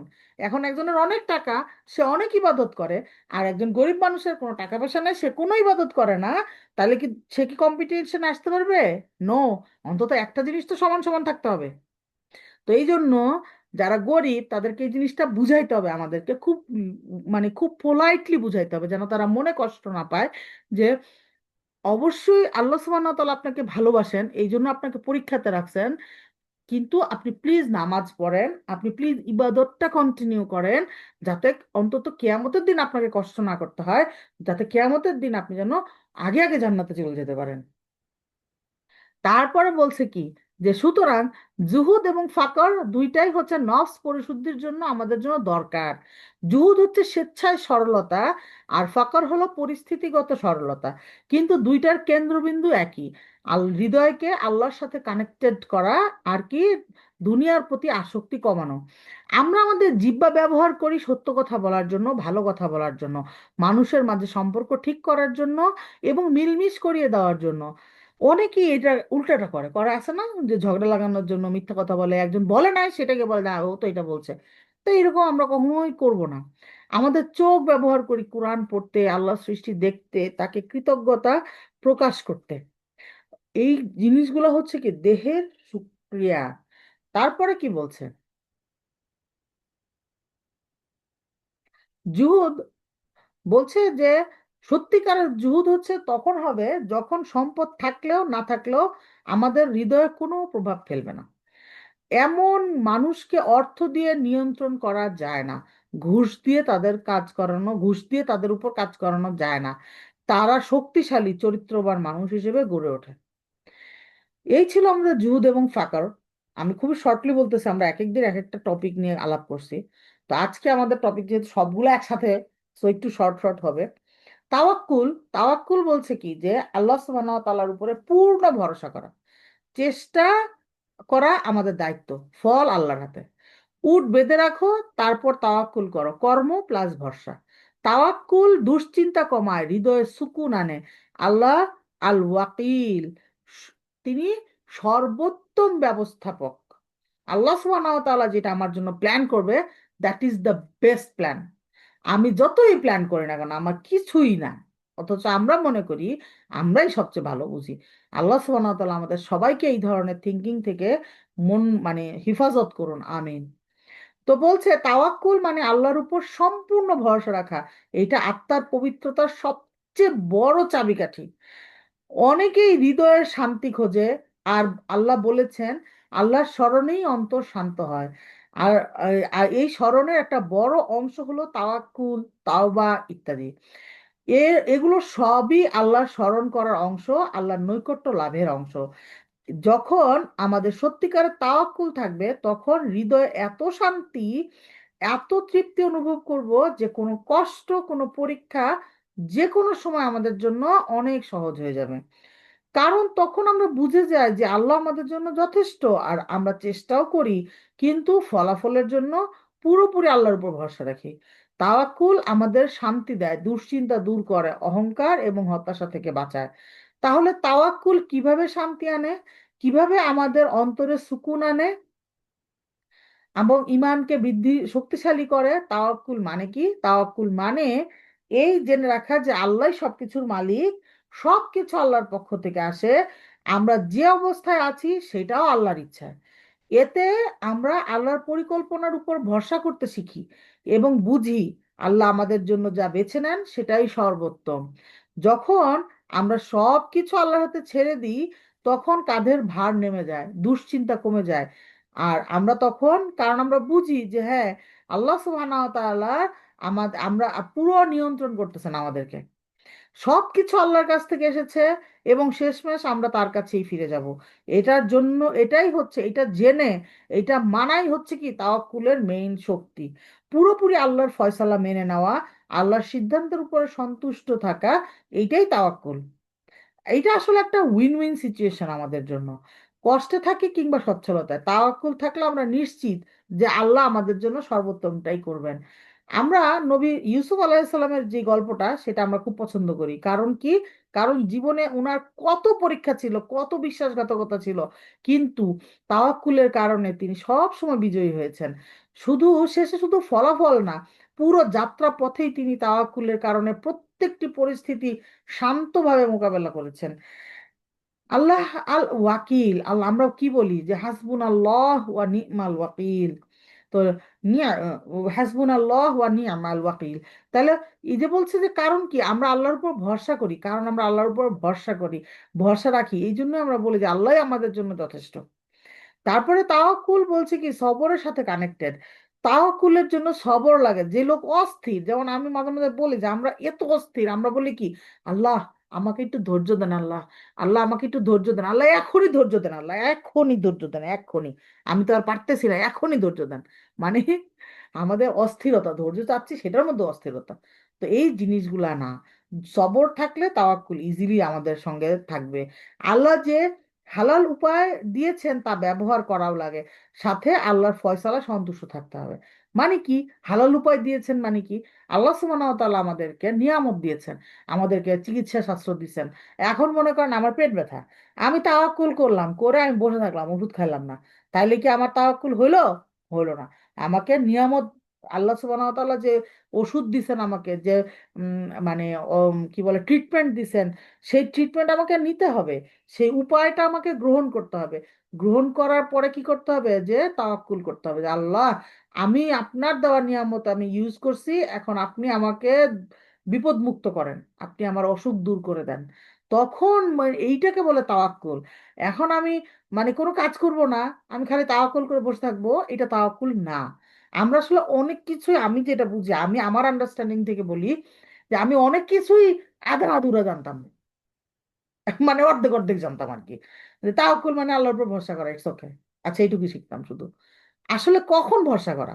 রেজাল্টের জন্য আমার চেষ্টা আমাকে করতে হবে, 100% চেষ্টা আমি করব, চেষ্টা করব, এবং তারপরে কি করব? আল্লাহ সুবহানাহু ওয়া তাআলা আমার জন্য যে ডিসিশন দিবেন আলহামদুলিল্লাহ, এটা তাওয়াক্কুল। আমি চেষ্টাই করলাম না, বাসায় ঘুমায় থাকলাম আর তাওয়াক্কুল করলাম, তাহলে তো আর লাভ নাই, তাহলে এটা তাওয়াক্কুল না। এখন বলছে যে আমরা দোয়া করি কিন্তু যে বিষয়টি, যে আমাদের মন মতো হয় না যখন, তখন আমরা কি করব? সবর করব। মানে তাওয়াক্কুলকে শক্ত করবো। যেমন মনে করেন কি হয়, আমরা একটা চাকরির জন্য অনেক চেষ্টা করছি, মনে করেন সাপোজ যে একটা অনেক পড়ালেখা করছি, অনেক কোচিং টোচিং করছি, কঠিন করে প্রিপারেশন নিয়ে পরীক্ষা দিছি, আল্লাহর কাছে সাহায্য চাইছি, এবং আমার চাকরিটা হয় না। তখন আমাকে কি করতে হবে? তখন আমাকে সবর করতে হবে। তখন আমাকে সবর করতে হবে, কারণ কি, সবর না করলে তখন তো আমার মুখ দিয়ে উল্টো উল্টো কথা বেরোবে।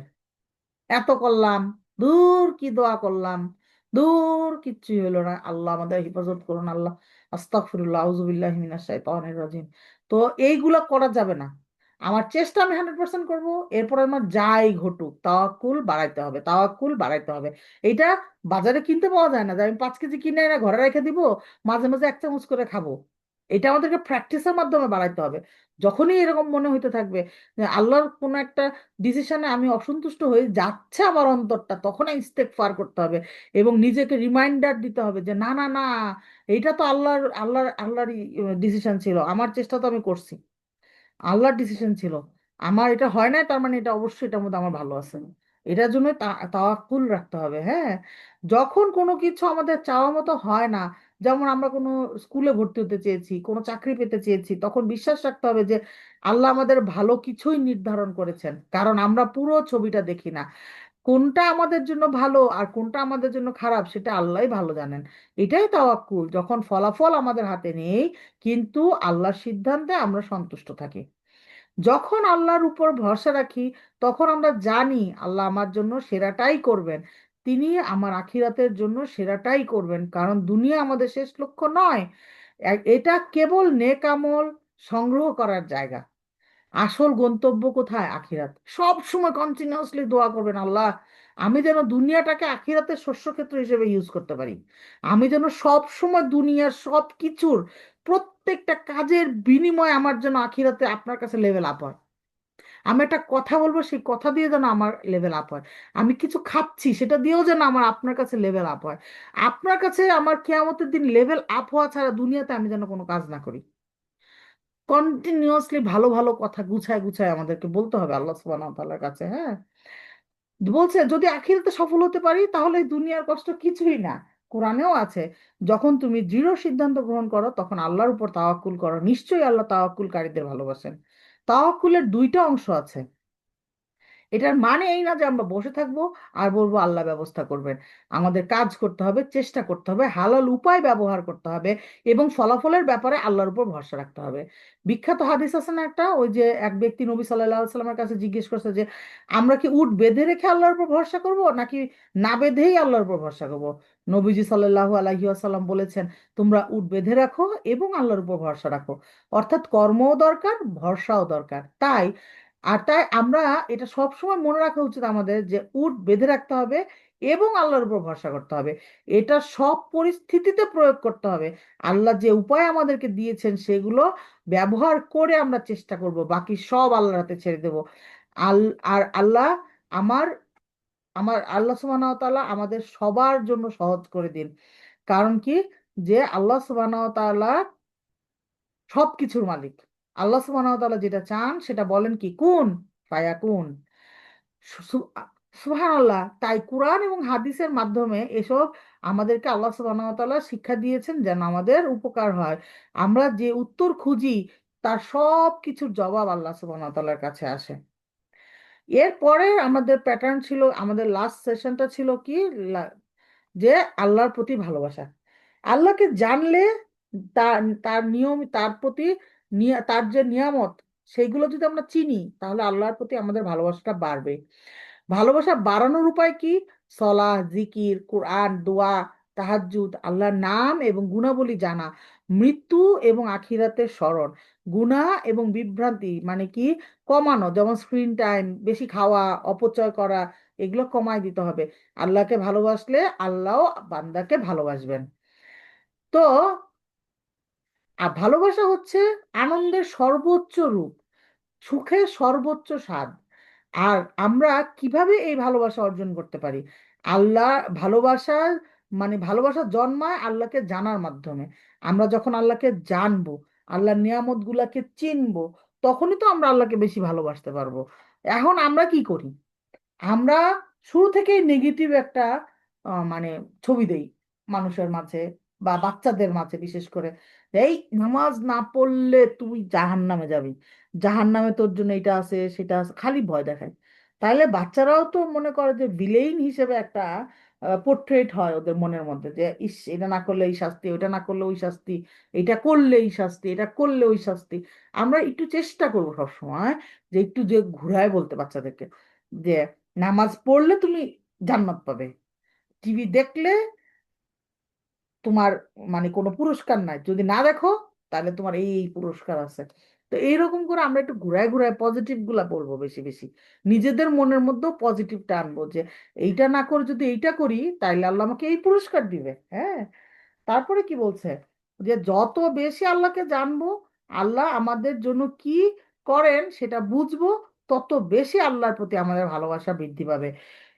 আর এই ভালোবাসা আমাদের হৃদয়ে সুখ শান্তি তৃপ্তি এনে দেয়, এটাই আমাদের আসল উদ্দেশ্য।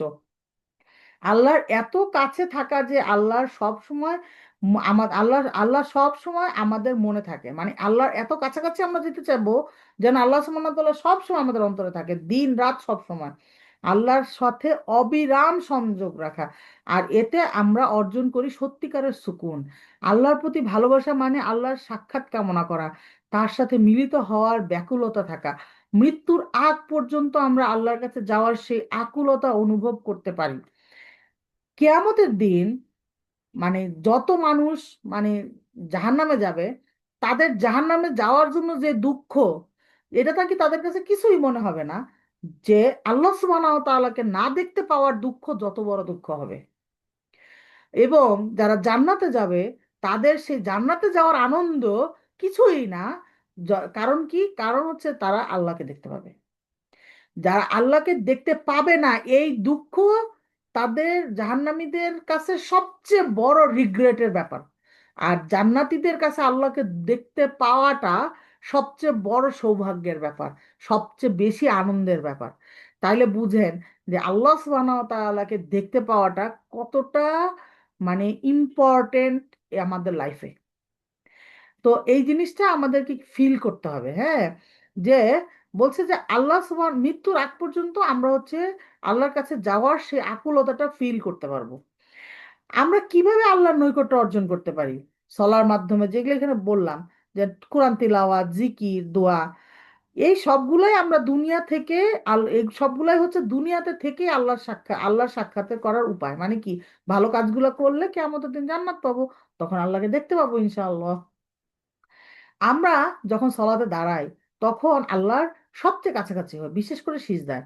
সিজদা এমন একটি মুহূর্ত যেখানে একজন বান্দা আল্লাহর সবচেয়ে নিকটে থাকেন।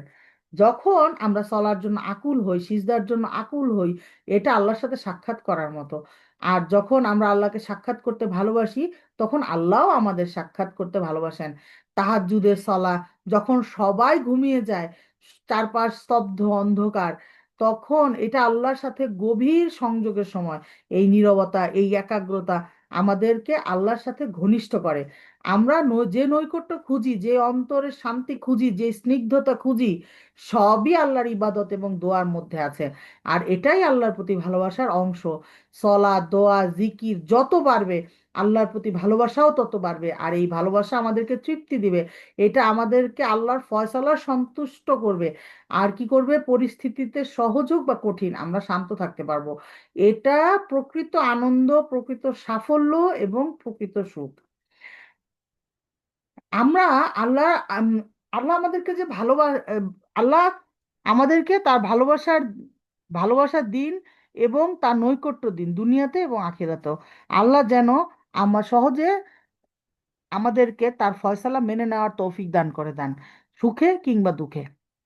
এখন আল্লাহর প্রতি ভালোবাসা নিয়ে আমরা যে পয়েন্টগুলো শিখছিলাম, সেগুলো ছিল কি, যে উম, মনে করেন বাড়ানোর জন্য কি কি করা যাইতে পারে, মৃত্যুর কথা চিন্তা করা যাইতে পারে, সব কিছুর আগে আল্লাহকে অগ্রাধিকার দেওয়া যেতে পারে। মানে দিতে হবে আর কি, এটা আমাদেরকে প্র্যাকটিস করতে হবে, আমি সেটা বলতেছি, এগুলো তো করতেই হবে আমাদেরকে। এবং এটা by practising, by increasing the thinking of this things. এই জিনিসগুলো আমরা চিন্তা করব এবং বাড়াবো চিন্তাটা কন্টিনিউয়াসলি। তারপরে বলছে যে ইবাদতের মাধ্যমে ভালোবাসা বাড়ানো, আল্লাহর নিয়ামত নিয়ে ভাবা, গুনাহ থেকে বাঁচা, সলা সময় মতো পড়া, এইগুলো সবগুলোই আল্লাহর ভালোবাসা বাড়াবে। আর আমরা তিনটা মেইন বিষয় শিখছি, যে আল্লাহ সুবহানাহু ওয়া তাআলার নিয়ামত স্মরণ করা, যা কেউ আমাদের জন্য উপকার করলে আমরা তার প্রতি ভালোবাসা অনুভব করি। যখন আমরা মনে করি আল্লাহ কত দোয়া কবুল করেছেন, আমাদের কত কষ্ট দূর করেছেন, কত নিয়ামত দিয়েছেন বিনা চাইতেই, এটা আল্লাহর প্রতি ভালোবাসা বৃদ্ধির সবচেয়ে দ্রুত পথ। আল্লাহর গুণাবলী জানা, আল্লাহর নাম এবং গুণাবলী শেখা, কোরআন পড়া, এগুলো আল্লাহর প্রতি আমাদের ভালোবাসা গভীর করে। যারা আল্লাহকে ভালোবাসে তাদের সঙ্গ নেওয়া, যারা আল্লাহকে ভালোবাসে তাদের সাথে থাকলে আমাদের হৃদয় তা আল্লাহর প্রতি নরম হয়ে যায়, অনলাইন কিংবা অফলাইন। আল্লাহর কথা হয় এমন মজলিসে আমাদের ভালোবাসা, আল্লাহর প্রতি আমাদের ভালোবাসা বাড়ায়। আমরা বলছি যে আমরা এমন ভাবে দোয়া করবো যে আল্লাহ, যেই মানুষগুলো আমার কথা মনে করলে আপনি আমাকে ভালোবাসবেন, তাদেরকে আমার কথা বারবার মনে করায় দেন। আর যাদের মনে আমার যাদের মানে আমার কথা যাদের মনে পড়লে আমার জন্য দুনিয়া এবং আখিরাতে ক্ষতিকর, তাদের কথা তারা যেন আমাকে ভুলে যায়। সে আমার যত প্রিয়ই হোক, তারা যেন আমাকে বেমালুম ভুলে যায়, আমিও যেন ভুলে যাই। আমি সব সময়ই চাই যে যাদের কাছে গেলে, যাদেরকে দেখলে আমার আপনার কথা মনে হবে এবং আমি আপনার কাছাকাছি যাইতে পারবো, তাদেরকে আমার কথা বারবার মনে করায় দেন, তাদের অন্তরে আমার জন্য ভালোবাসা ক্রিয়েট করে দেন। আমি যেন সব সময় এমন মানুষ দ্বারা পরিবেষ্টিত থাকি যাদেরকে দেখলেই আপনার কথা মনে হয় এবং যাদের কাছাকাছি থাকলে আপনার প্রিয় হওয়া যায়। তো কন্টিনিউয়াসলি আমরা দোয়া করবো আল্লাহর কাছে, হ্যাঁ। তারপরে বলছে কি, যে সোশ্যাল মিডিয়া আবার স্ক্রিন টাইমের কথা আমরা বলছি, যে এগুলো কি করে আমাদেরকে আল্লাহ সুবহানাহু ওয়া তাআলার দিক থেকে মনোযোগ সরায় দেয়। যখন আমরা এইসব কমায় দিই তখন আল্লাহর সাথে সংযোগ বাড়ানোর জায়গা তৈরি হয়, এতে আল্লাহর প্রতি আমাদের ভালোবাসা বৃদ্ধি পায়। তারপরে মৃত্যুর কথা এবং এর পরের কথা চিন্তা করলে আমাদের কি হয়, আল্লাহর প্রতি ভালোবাসা বাড়বে। এরপরে বলছে যে যদি আমরা সত্যিকারের মানে বলছে যে আমাদের চূড়ান্ত লক্ষ্য হলো জান্নাতে আল্লাহর সাথে থাকা। এর কারণে আমরা কখনো দুনিয়ায় পুরোপুরি শান্ত হতে পারি না, কারণ আমাদের মন আল্লাহর কাছাকাছি যেতে চায়। আর আমরা তা সত্যিকারে পাবো মৃত্যুর পর, যখন আমরা আল্লাহর কাছে ফিরে যাব। বলছে যে আমরা এই দুনিয়ার পথিক মাত্র। দুনিয়া কোনো স্থায়ী ঘর নয়। খারাপ সময়, ভালো সময়, সব কিছুই অস্থায়ী, কোনো কিছুই স্থায়ী নয়। এটা এক ধরনের সান্ত্বনা, এটাও এক ধরনের সান্ত্বনা, তাই না? কারণ মানুষের জীবনে যত কষ্ট আছে সবই সাময়িক, একদিন শেষ হয়ে যাবে। আর যাদের আমরা হারিয়েছি তাদের আবার দেখবো ইনশাআল্লাহ জান্নাতে। এখন বলছে যে আল্লাহ সুবহানাহু ওয়া তাআলা যে আমাদেরকে ভালোবাসেন, এটার সাইন কি? যদি আমি আল্লাহকে ভালোবাসি, আল্লাহ আমাকে অবশ্যই ভালোবাসেন। যদি যারা আল্লাহকে স্মরণ করে, আল্লাহ তাদের ফেরেশতাদের সামনে স্মরণ করেন। আল্লাহ যারা আল্লাহর আনুগত্যের চেষ্টা করে এবং তার জন্য ত্যাগ স্বীকার করে, আল্লাহ তাদের ভালোবাসেন এবং পুরস্কৃত করেন। দুনিয়ার লাভের চেয়ে আল্লাহর সন্তুষ্টিকে অগ্রাধিকার দেওয়া, এটি আল্লাহর প্রতি ভালোবাসার বড় নিদর্শন। রোজা রাখে বলছে এক্সাম্পল কি? এক্সাম্পল হচ্ছে যে রোজা রেখে আমরা খেতে চাই, পান করতে চাই, কিন্তু রমাদানে রোজা রাখি। রোজা মানে রোজা রেখে না, মানে বলতেছে যে রোজার সময় আর কি আমরা ইউজুয়ালি কি করি, আমরা খাই, পানি খাই, কিন্তু রমাদানে রোজা রাখি। কারণ কি? আল্লাহর আদেশ করেছেন বলেই আমরা এই রোজা রাখি। এর মাধ্যমে আমরা দেখাই যে আমরা নিজেদের ইচ্ছার চেয়ে আল্লাহর ইচ্ছাকে বেশি ভালোবাসি, আল্লাহর আদেশকে বেশি ভালোবাসি। শুরুতে কঠিন লাগলেও ধীরে ধীরে এটা অভ্যাস হয়ে যায়, তখন আল্লাহর প্রতি ভালোবাসা, শান্তি, তৃপ্তি অনুভব হয়। আল্লাহ যা নির্ধারণ করেন তাতে আমরা সন্তুষ্ট থাকি। সুখ, দুঃখ, ধন, দরিদ্রতা কোনোটাই আমাদের শান্তি নষ্ট করতে পারে না। যা আমরা আশা করি সব না হলেও আমাদের অন্তরে একটা শান্তি থাকে। তো এখন বলছে যে আমাদেরকে, আচ্ছা আমাদের তো আজান দিয়ে দিছে, আমরা বাকিটুকু নামাজের পরে পড়বো, হ্যাঁ। 15 মিনিটের একটা ব্রেক। আপনারা যারা ফ্রি থাকবেন জয়েন করবেন। আর যারা ব্যস্ত ক্লাস ক্লাস থাকবে তারা তো রেকর্ডিং শুনে নিতে পারবেন ইনশাআল্লাহ। আমি রেকর্ডিংটা পজ করে নামাজ পড়ে নিই, আপনারাও নামাজ পড়ে আসেন। Resume recording. তো এখানে বলছে কিছু ওয়ের কথা বলছে, কিছু মানে কাজ যেগুলাতে আমরা মানে আল্লাহর প্রিয় হইতে পারি, একটা সাজেশন আর কি। তো বলছে প্রতিদিন কিছু সময় নির্ধারণ করো আল্লাহকে স্মরণ করার জন্য, ভাবনা করার জন্য। এটা খুব ইম্পর্ট্যান্ট আমরা নিজের জন্য, কারণ আমাদেরকে ভাবতে হবে। আল্লাহ সুবহানাহু ওয়া তাআলা কোরআনে বহুবার বহু জায়গায় বলছে তারা কি চিন্তা করে না, তারা কি ভাবে না। কেন বলছেন? কারণ এটা আমাদের জন্য ম্যান্ডেটরি, নিজের উপরে ম্যান্ডেটরি করে নিব। মানে বিদাত ইবাদত, বিদাত আমল করার চেয়ে আল্লাহকে নিয়ে চিন্তা করা, এইটা আমাদের জন্য বেশি ইম্পর্টেন্ট। তো এগুলো আমরা, মানে আমরা অনেক সময় দেখা যায় প্রচুর ইবাদত করি কিন্তু বিদাত করি। তো সেই ইবাদত গুলা আসলে কোনো কাজে আসবে না আমাদের। কিন্তু আমরা যদি সেই সময়টা আল্লাহর জন্য চিন্তা করি, আল্লাহকে নিয়ে চিন্তা করি, আল্লাহর স্মরণ করি, সেই জিকির করি, সেটা আমাদের কাজে আসবে। এবং সুন্নাহ অনুযায়ী, নিজের মানে উদ্ভাবিত কোনো পদ্ধতিতে না।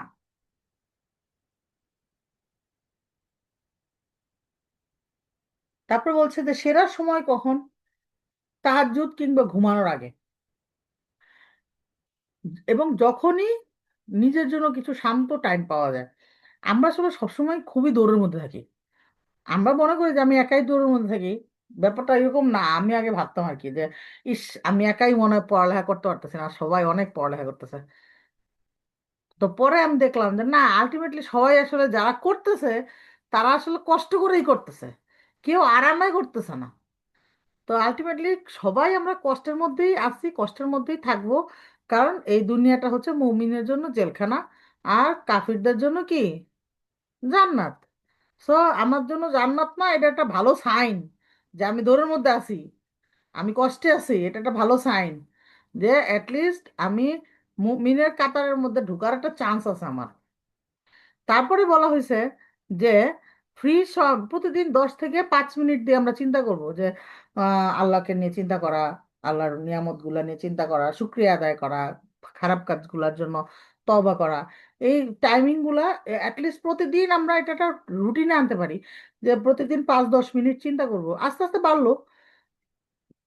আর আমরা আসলে আলটিমেটলি আমরা কখনোই ফ্রি না। আর ফ্রি টাইমটা হুট করে আমার মাথায়ও আসবে না। এই জন্য আমরা কি করব, একটা দিন খুব চিন্তা করব যে সারাটা দিনে আমি করি কি। প্রতিদিন একটা সপ্তাহ এরকম করবেন যে রাতের বেলা ঘুমানোর আগে চিন্তা করবেন সকাল থেকে রাত পর্যন্ত করলেন কি, আর মাঝে কখন কখন ফাঁকা ছিল এই টাইমগুলো লিখে রাখতে হবে। তো এটা প্রথমে 1 সপ্তাহ আমরা লিখবো যে সোমবারে আমি 10টা থেকে 11টা ফাঁকা, মঙ্গলবারে 2টা থেকে 3টা ফাঁকা, বুধবারে হচ্ছে 12টা থেকে 1টা ফাঁকা, এরকম লিখে রাখবো। প্রথমে 1 সপ্তাহ লিখবো। তারপরের থেকে ওই ফাঁকা টাইমটা আমরা কি করব, কাজে লাগাবো, যে আল্লাহ সুবহানাহু ওয়া তাআলার যে নিয়ামত এগুলা নিয়ে চিন্তা করব, জিকির করব, কোনো না কোনো কাজে লাগাবো। হ্যাঁ। তারপরে বলছে যে আল্লাহর নিয়ামত গুলো মনে করতে হবে। এইভাবে আর কি মনে করতে হবে, যে আল্লাহ সুবহানাহু ওয়া তাআলা আমাদের যে বিপদ আপদ, সেই সময় আল্লাহ আমাদেরকে কিভাবে সাহায্য করছেন, কিভাবে আল্লাহ সুবহানাহু ওয়া তাআলা আমাকে সেভ করছেন, এই জিনিসগুলো আমরা চিন্তা করব।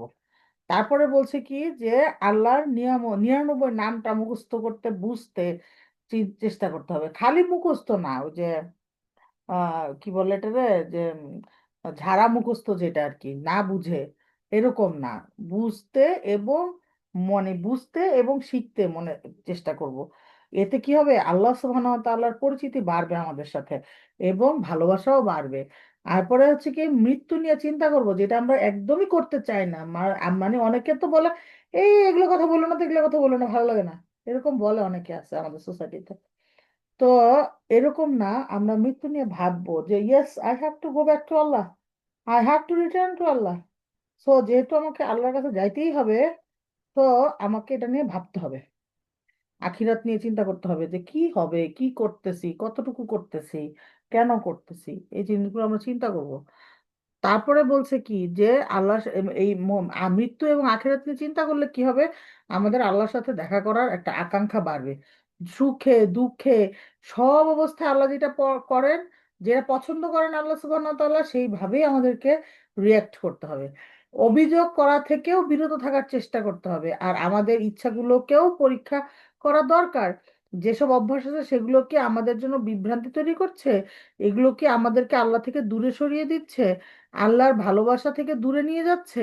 এই জিনিসগুলো আমাদেরকে কি করতে হবে, অবশ্যই ফোকাস করতে হবে। যদি তাই হয় তাহলে আমাদের উচিত নিয়ত করা যে আমরা সেই বিভ্রান্তিগুলো দূর করব এবং যে ইচ্ছাগুলো আল্লাহ ভালোবাসা অর্জনের পথে বাধা সেইগুলোকে কাটিয়ে উঠবো। একটি সহজ উদাহরণ হচ্ছে বেশি খাওয়া। যখন আমরা অতিরিক্ত খাই তখন আল্লাহর ইবাদত করা কঠিন হয়ে যায়, দেহ ভারী লাগে, সলাহ ও অন্যান্য ইবাদত করতে মন এবং শরীর ঢুলে যায়। তাই আল্লাহ সন্তুষ্টির জন্য একটু কম খাওয়া একটি ছোট এক উম, এটি একটি ছোট কিন্তু শক্তিশালী পদক্ষেপ। তো বলছে যে একে আসলে অতি ভোজনও বলে, মানে ওভার ইটিং আর কি, যেটা আমরা রমাদানে খুব বেশি করি। বাবারে বাবা, মনে হয় যে খাওয়ার জন্য আসছে দুনিয়াতে, আর রোজাও খাওয়ার জন্যই আসছে।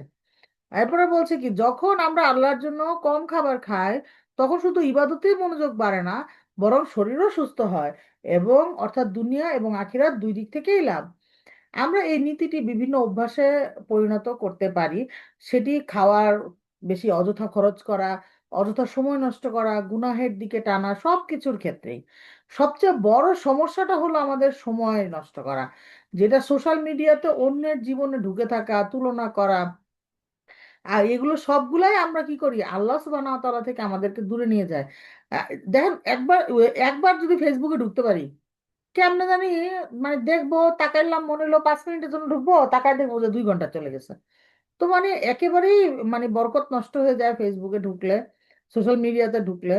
তারপরে এটাই বলতেছে যে এগুলো যখন আমরা মানে কম যখন আমরা এই সোশ্যাল মিডিয়ায় টাইম নষ্ট করাটা কমাবো, তখন কি হবে, আল্লাহর সাথে সংযোগ বাড়ানোর জন্য আমাদের হাতে অনেক বেশি সময় থাকবে। অতিরিক্ত খরচ করাও ক্ষতি, কারণ আমরা যখন কোনো জিনিস দেখে আরো চাই তখন সরলতা হারিয়ে যায়, মানে জুহুদ হারায় যায়, নিজের উপর থেকে কন্ট্রোল চলে যায়, মন অস্থির হয়ে যায়। শান্ত থাকতে হলে আমাদের জীবনের এসব বিভ্রান্তি কমাতে হবে।